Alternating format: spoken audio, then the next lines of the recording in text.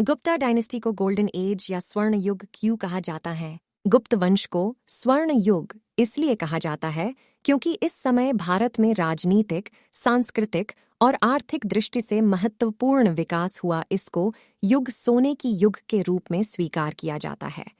इनमें कुछ महत्वपूर्ण कारण निम्नलिखित कारण हैं। राजनीतिक स्थिरता।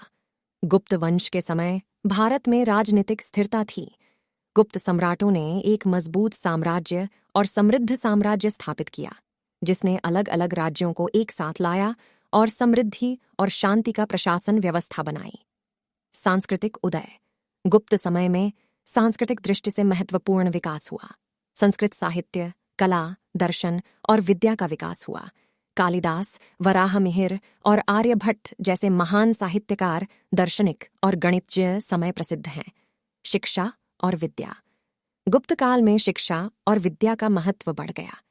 नालंदा और विक्रमशिला जैसे प्रसिद्ध विद्यालयों का विकास हुआ, जहां वेद, दर्शन, गणित और वैज्ञानिक ज्ञान दिया गया।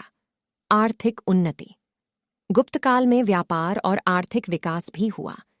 विदेशी व्यापार बढ़ गया और भारतीय वस्त्र, गहन और सांस्कृतिक महत्व वाले सामान देश के बाहर भेज दिए गए। प्राकृतिक शिल्प। गुप्त काल में प्राकृतिक शिल्प, वास्तुकला में भी विकास हुआ। अजंता और एलोरा के गुफा मंदिरों की मूर्ति कला और अजंता चित्रकला प्रसिद्ध है। धर्म और सांप्रदायिक सामंत। गुप्त समय में धर्म, हिंदू धर्म और सांप्रदायिक सामंत में स्थिरता थी। गुप्त सम्राट समुद्रगुप्त धार्मिक अनुकूलता में विशेष रूप से प्रश्न किए गए हैं। सभी कारणों से गुप्त वंश को स्वर्ण युग के रूप में याद किया जाता है, क्योंकि इस समय पर भारतीय सभ्यता और संस्कृति ने अपनी विशिष्टता को प्रकट किया और विकसित किया।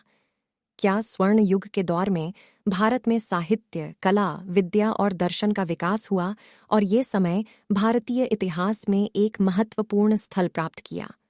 Friends, I hope you liked the information given in this video. Please like, subscribe, and share it. Thank you.